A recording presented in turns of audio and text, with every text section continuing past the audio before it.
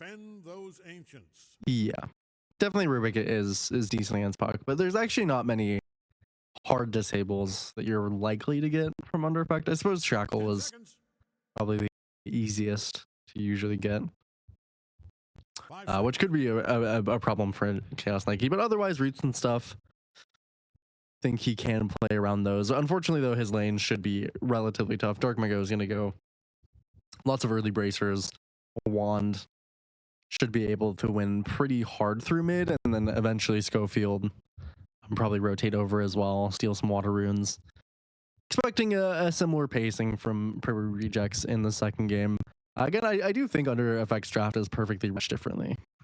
I think dealing with him is going to be anything, so he might be very, very strong to steal. I would typically say as Underlord, you should probably opt for only getting a few, 1 or 2 points in that. Maybe even leveling stats is honestly better, I think, than giving Rubik that full Firestorm. So, I mean, he really does have the pick of the litter. Bremoways is fine. Again, the puck spells are also fine. Stealing Macro Pyre is great. Stealing Terrorize or Bedlam can be very reasonable. So, for Scofield, definitely Ice Path, definitely put a Malice. But overall, I don't think he can go wrong very much. Anyone he clicks his R button on, he's likely to get a pretty significantly good spell. That is definitely entails a very, very good Rubik game. Let's start with elMisho on the top side. Very reasonable, as I do like when treants do this in general. Often your trees are cut in the bot side, so you're not really able to create much of a presence down there. Get clicked out a lot. The trees are cut in the top side, so look on the Eones. Does have wind run skilled. It's... Oh, he's dead. Yeah.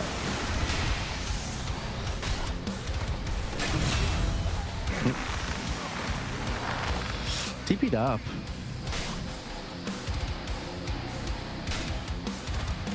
Good movement.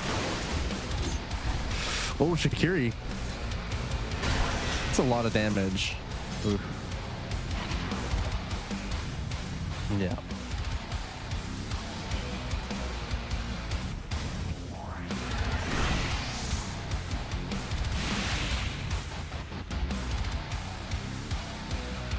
Oh, the courier.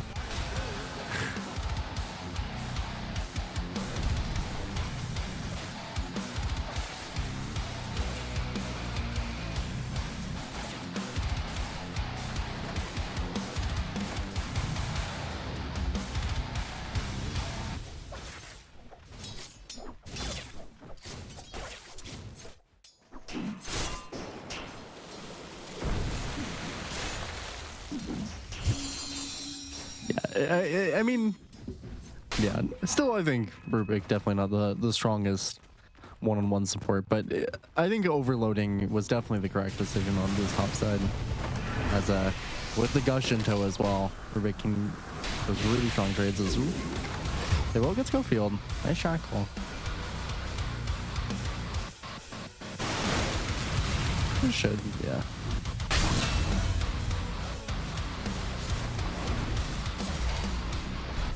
Ooh.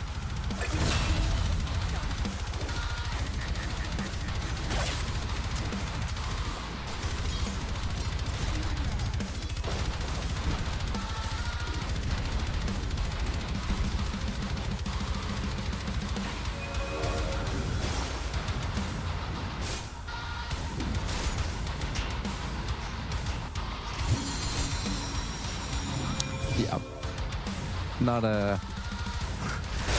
Not too different so far from lanings in the last game. A lot of damage, but not enough as Detroit will go down eventually. Very unfortunate. I mean, Razor Treant is an incredibly strong lane. So unfortunately, as good of a overall as decent of an underload game as it is, definitely not going to be able to do much in lane. Could set you back pretty significantly. Eones like to look towards Frank, but unfortunately doesn't have it for now.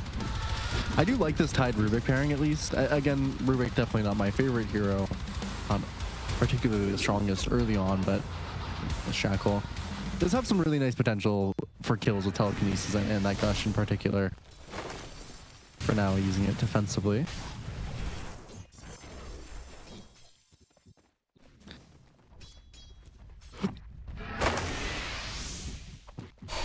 Oh.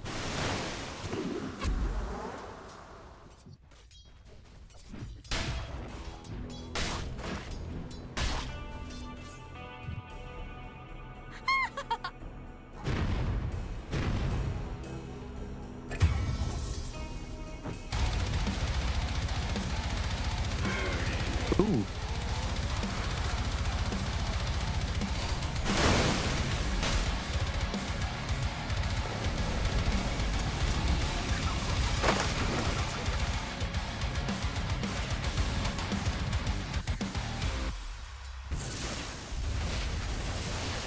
Yeah, it's gonna take a couple levels. Really need Kraken Shell versus Shakira in particular. Start reducing some of that damage. Good shackles by Eones in general. Is yeah, pretty brutal mid. But this bot side is definitely worse as Shakiri.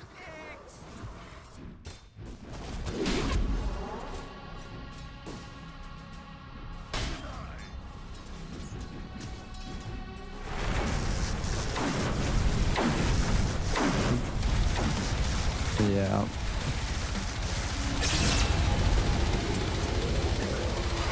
Oh, they're looking. Yeah.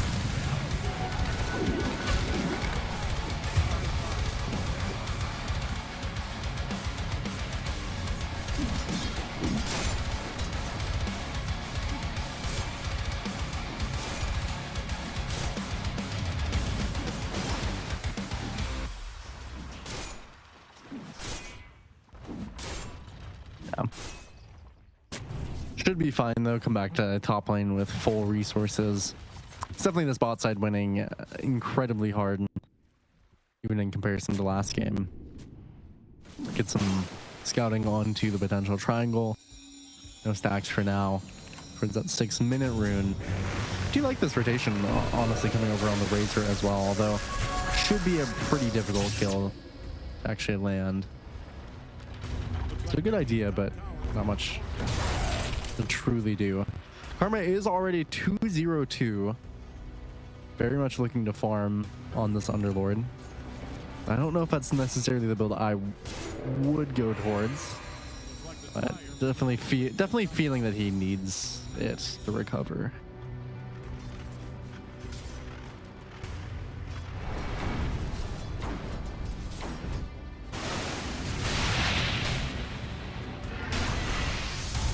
Yeah, Karma's dead bot side too.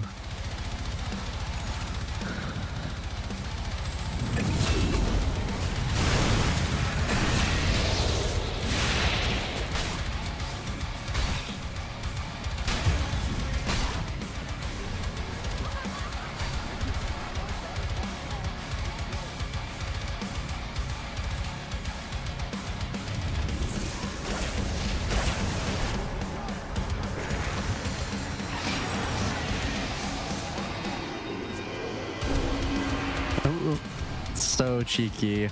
Holy. What an angle. They had a sentry.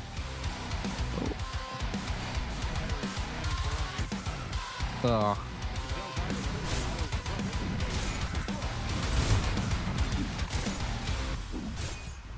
Dyer's middle tower has taken one hell of a beating.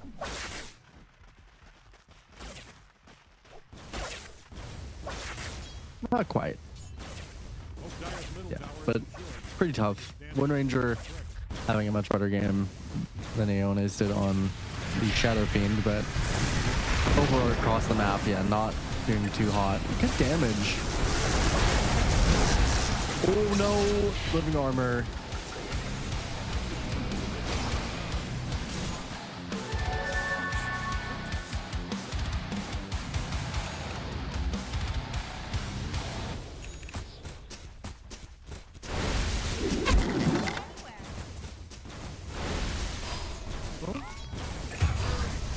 Well played.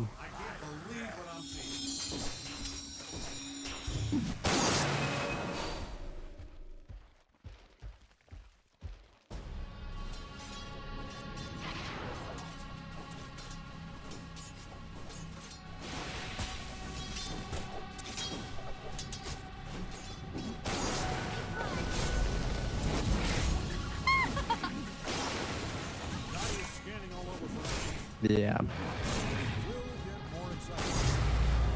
Yeah, they are pretty sizable. Fortunately, it's a lot of acolytes and prowlers, so a little bit annoying to take down, but otherwise, a lot of gold injection. Strength. No focus fire quite yet. Taking a lot of damage, though, from these shackle damage buffs. Quite a lot of net worth, the Dark Mago. He is going to get an early blade mail here. Oh, really good shackle again. Ooh. Oh no. Living armor. Oh.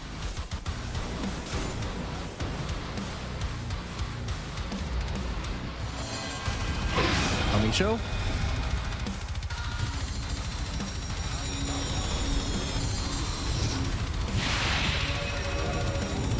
Well, has overgrowth. Ooh, nice hit on.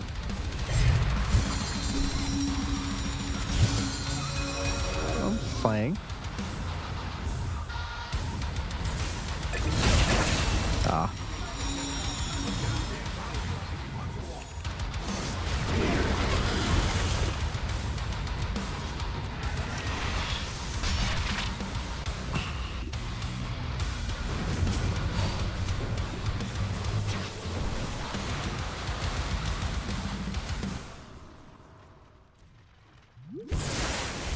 Yeah, it's still not as bad as, oh, yeah, Shakiri. Still not quite as bad as that first game was, but it's getting up there in difficulty.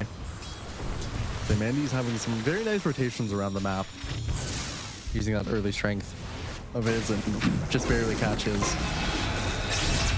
Over the shackle, the Scofield. Something he'll very happily take.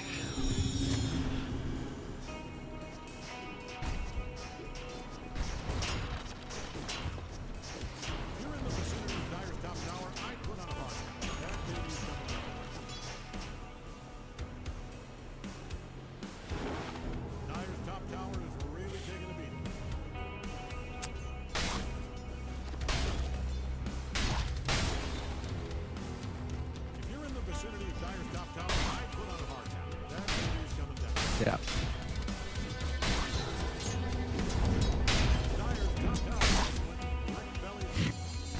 Yeah, certainly very, very difficult. Scofield as well. I mean, this is just another funny thing, but of course, Shackle just a pretty good spell in general to steal and Rubik. Extra range makes it pretty consistent to land. Even has that extra the AoE, which could help a little bit to help it latch. But getting that Tangled Facet on it is pretty ridiculous. You can actually get a ton of damage as just landing it already. Oh. Oh, there it is, double shackle. Ooh. Oh no.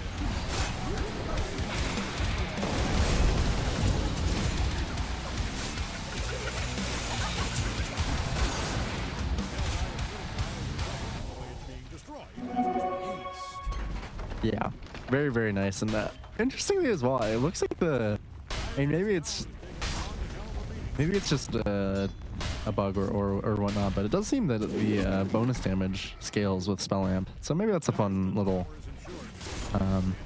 maybe it just does. I know that it has extra duration as well, since it is from Rubik. So just a very, very good spell to have. Maybe he'll utilize that little bit of extra damage. Take some of these early towers as 10k at 14.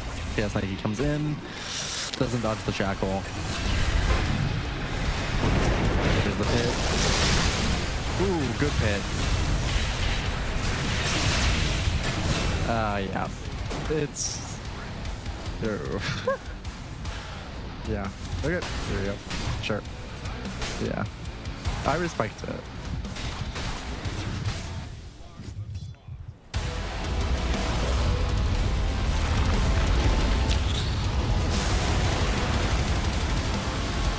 Yeah, I mean, it's pretty satisfactory.